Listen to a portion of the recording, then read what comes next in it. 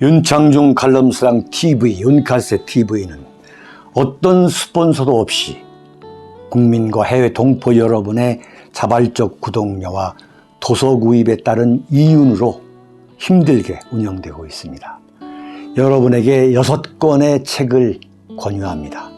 3년간의 죽음보다도 더 고통스러웠던 그 기록을 담은 피정, 그리고 박근혜 대통령 탄핵을 기록한 2017년 12월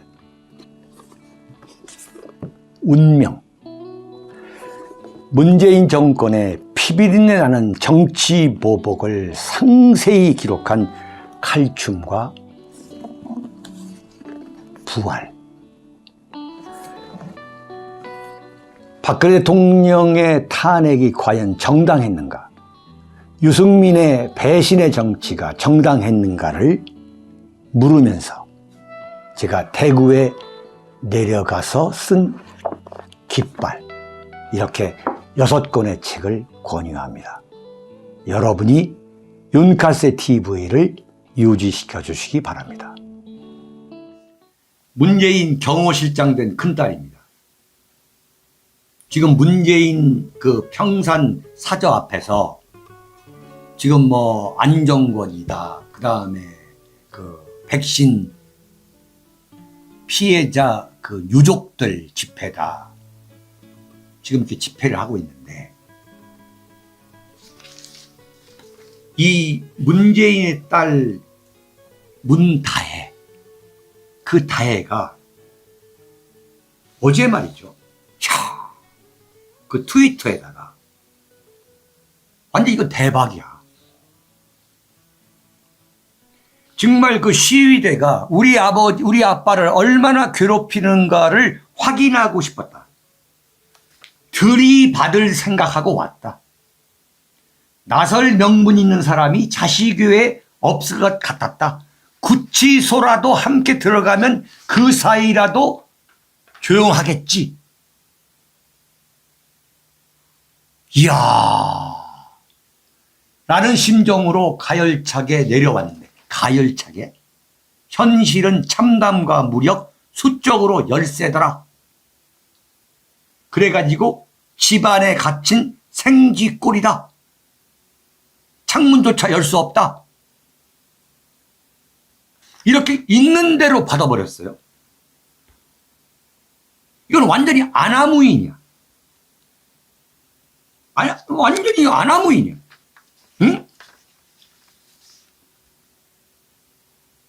대한민국의 역대 대통령 중에 퇴임 후에 이런 곤욕을 치르지 않은 사람이 있어요? 퇴임 후에.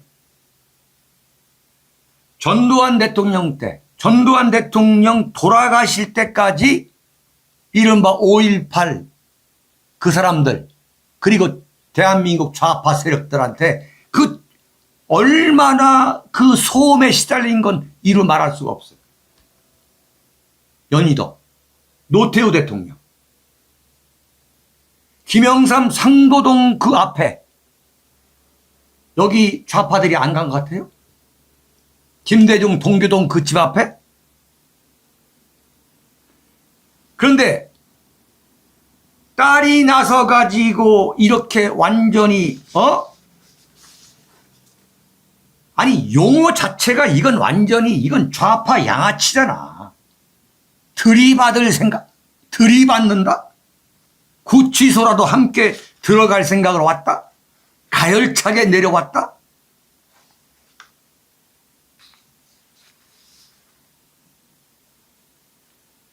역대 대통령의 딸들이 문다혜처럼 아버지에 대한 뭐 효심이 없어서가 아니라 용기가 없어서가 아니에요. 전두환 대통령도 딸이 있고 노태우 대통령도 딸이 있었어요. 심지어 노무현 대통령도 딸이 있었어.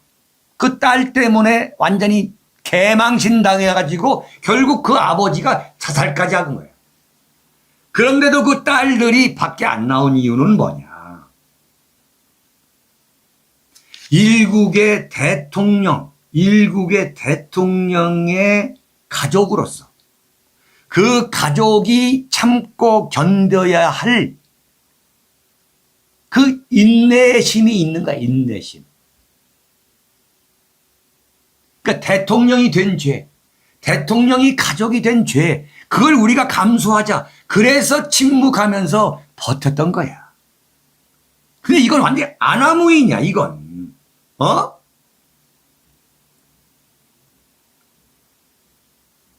전두환 노태우 대통령, 연희동 집합 그 돌아가실 때까지 그런 소음 말이야.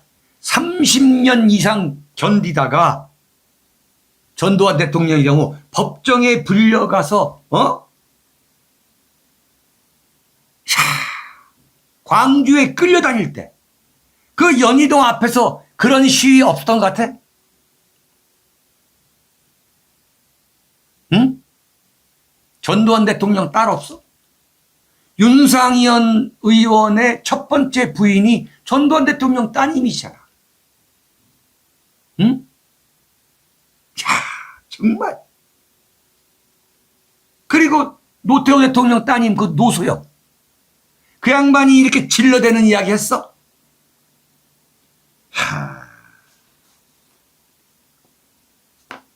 참 기가 막힌 이야기다. 기가 막힌 이야기야. 응? 자기 아버지가 2012년에 대통령 선거 나왔을 때 박근혜 대통령하고 그때 경쟁했을 때 나는 아버지 못 도와준다고 그랬어요. 그리고서 정의당에 입당했어. 정의당에 노회찬, 심상정 존경한다고 지 아버지는 민주당 대통령 후보인데 지는 정의당 당원이었어. 그리고 아버지가 대통령 할 때 태국으로 지 남편하고 이민을 갔어. 근데 언젠가 다시 돌아와가지고 청와대에서 1년간 무단 취직하다가 문화일보한테 들켜가지고 개망신 당했어요. 응? 아니 이게 지금 그 앞에서 평산 문씨 앞에서 지금 시위하고 있는 사람들한테 이 반지성이라고 욕할 권리가 문재인이나 문재인 딸 문다혜나 자격이 있어? 전두환 대통령 광주 끌려다니다가 말 혈액암에 걸려가지고 돌아가신 분이야. 이거 누가 이렇게 만들었어? 말을 안 하니까 진단 말이야.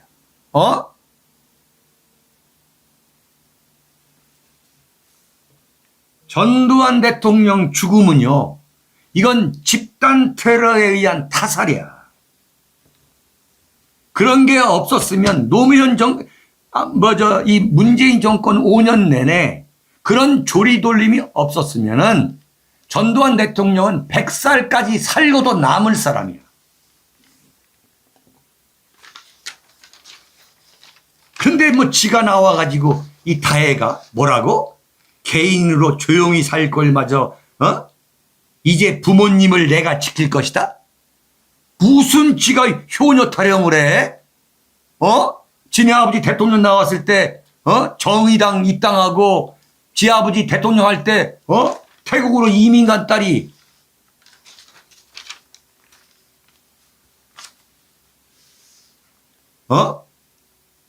자, 무슨 소리 하고 있는 거야 지금? 더 웃기는 게 종편에 그 보수 우파 파리들 나와가지고 그 앞에서 너무 소란 피는 것은요 문제가 많습니다. 그런 얘기를 해. 보수 우파 그 약장수 패널들이. 응? 그러면 전두환 집 앞에 가서 시위하는 건 지성적인 거고 문재인 집 앞에 가서 시위 집회하는 것은 그건 반지성이냐?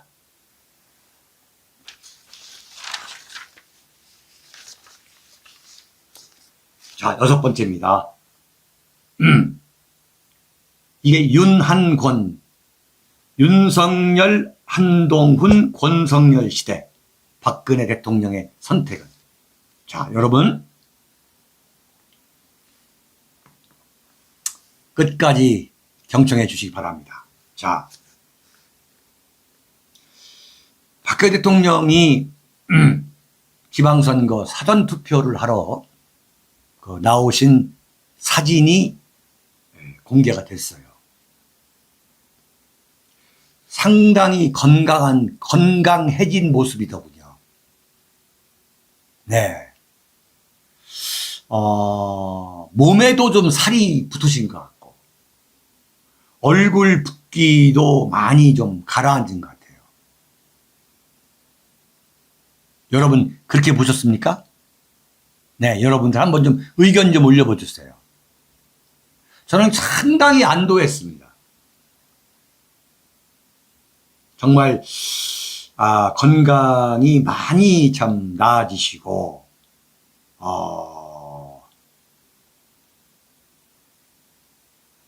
아주 평온한 모습이어서 상당히 저는 아주 마음이 가라앉았어요. 네. 뉴스를 안 봐서 못 봤어요. 정말 그렇습니다. 그런데 앞으로 건강 회복에 최선을 다해가지고, 완벽하게 참 나으셔야 되겠죠. 자, 그런 마음을 가지면서 정말 여러분과 함께 꼭 드리고 싶은 마음은, 지금 윤석열 대통령이 취임 초라고 해서, 네? 이 세월을 물론 그냥 허송세월 할 뿐도 아닙니다만, 정말 어떤 걱정의 일환으로 말씀을 드리면, 이 건강 회복에 최선을 다하시면서도 언젠가는 침묵을 깨고 세상 밖으로 나올 그 상황이 갑자기 올 수 있다는 걸 아셔야 된다. 그러니까 박근혜 대통령이 지금 침묵을 지키고 계시는데, 그 침묵을 깨고 나오실 수밖에 없는 상황이 나는 틀림없이 올 것이다. 이걸 정말 40년 정치 무기자의 합리적 의심이라고, 저는 이건 확신이라고 말씀을 드리면서, 예. 그러니까 무슨 얘기냐? 지금 윤석열 정권의 초반이지만 만에 하나 이렇게 세월이 그냥 흘러가서 역사 속에 묻혀버리는 그런 상황은 결코 오지 않을 것이다.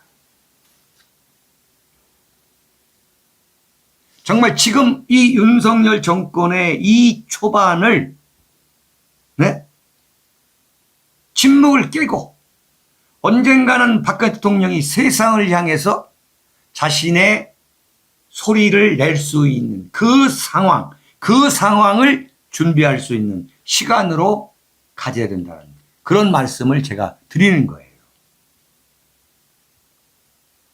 자, 여러분, 박근혜 대통령의 그리움은 아무에게나 생기지 않습니다. 이 책을 다시 한번 펼쳐봅니다.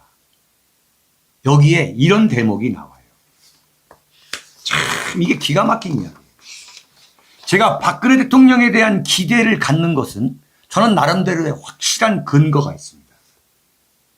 국가를 위한 마지막 의무라는 그 부분에, 국가를 위한 마지막 의무라는 그 책 제목이 붙어 있는 그 대목에 박근혜 대통령이 뭐라고 이 답장을 쓰냐면, 모든 것이 때가 있고 그 때를 기다리는 것도 중요하다고 생각합니다. 이 대목이 나와요. 네? 이건 정말 너무나 중요한 얘기예요. 이 옥중서신의 한 대목이에요. 이걸 제가 과거에 읽었을 때에 그냥 넘어갔던 대목이에요. 이게 뭐냐? 소위 말하는 일본을 전국 통일한 도쿠가와 이에야스의 그 소신하고 똑같다는 이야기예요. 두견새가 울 때까지 기다려야 된다. 지금 박 대통령이 바로 때를 기다리고 있다.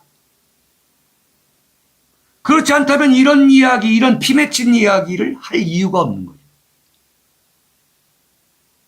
박 대통령이 이 문학 소녀가 아닙니다. 태어날 때부터 아버지가 대한민국 최고 권력자였어요.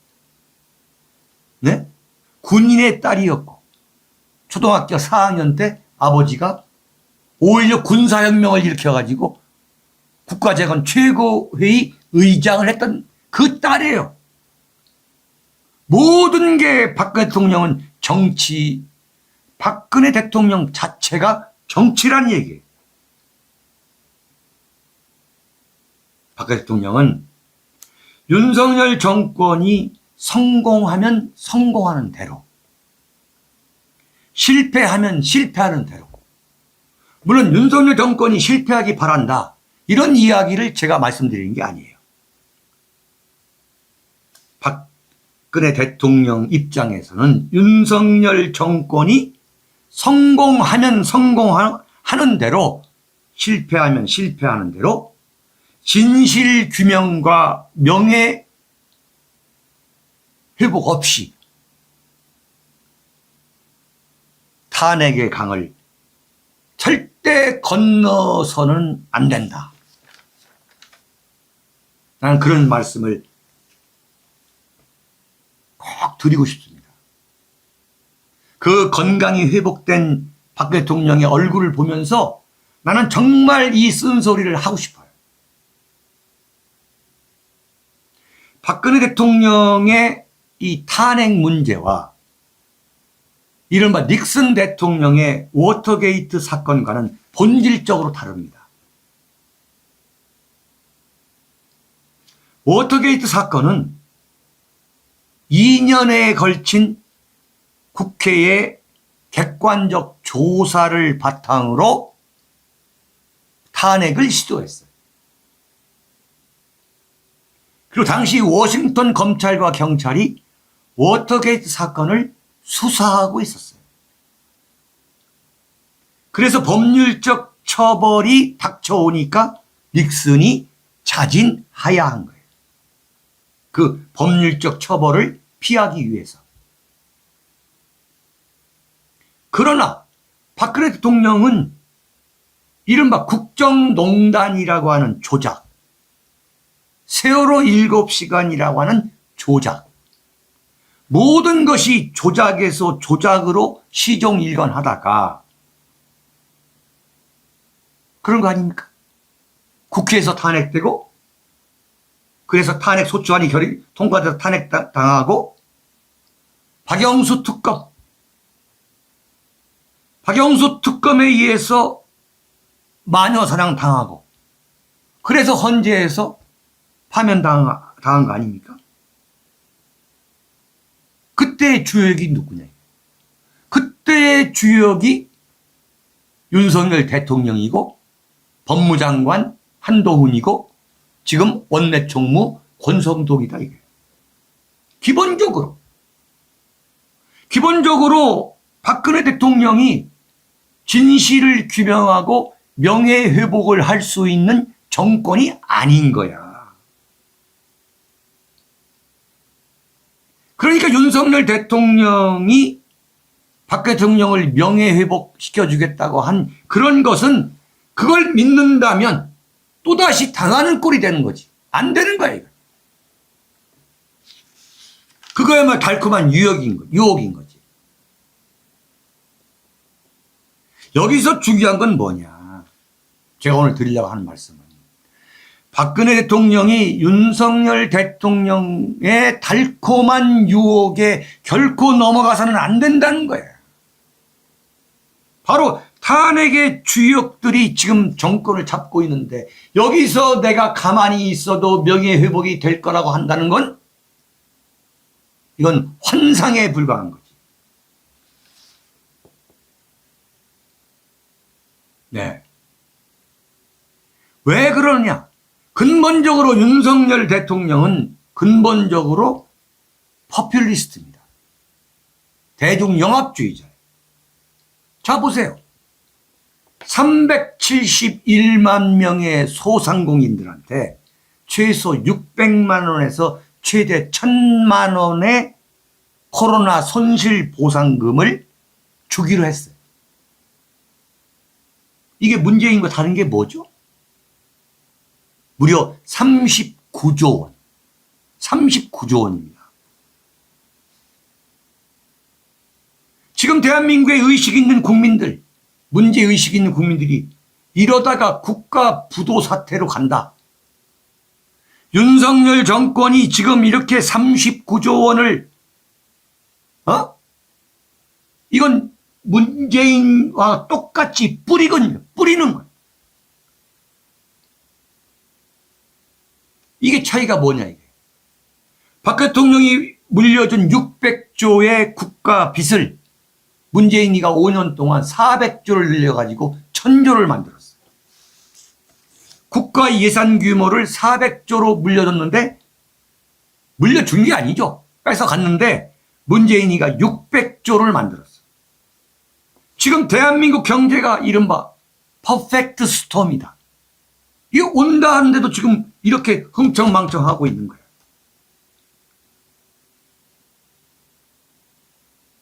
윤석열 시대가 박근혜 대통령의 부활을 부르고야만 상황이 올 것이다라고 하는 저의 진단은 명확한 근거가 있는 거예요.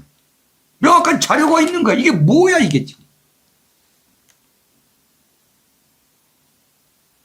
이건 완전히 근본적으로 포퓰리스트예요. 그리고 인사정책, 그다음에 윤석열 정권의 정책. 한미동맹 강화하고 대북 유화 정책이 끝났다라고 한 거 외에는 지금 마음에 드는 게 뭐가 있어?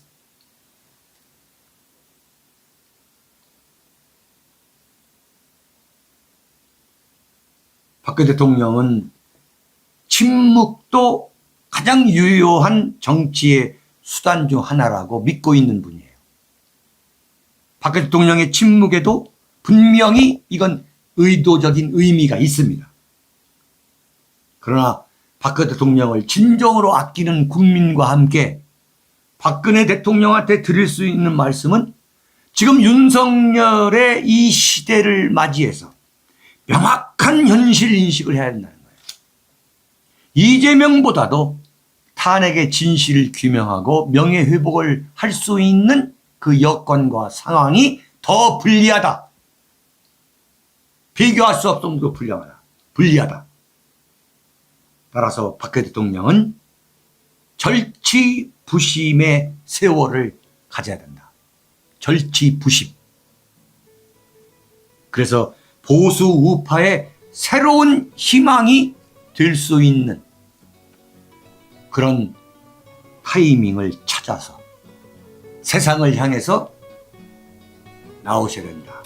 그 의지를 꺾지 말아야 된다. 그게 바로 박근혜 대통령의 존재 이유다. 이런 말씀을 드리면서 오늘 방송 마치도록 하겠습니다.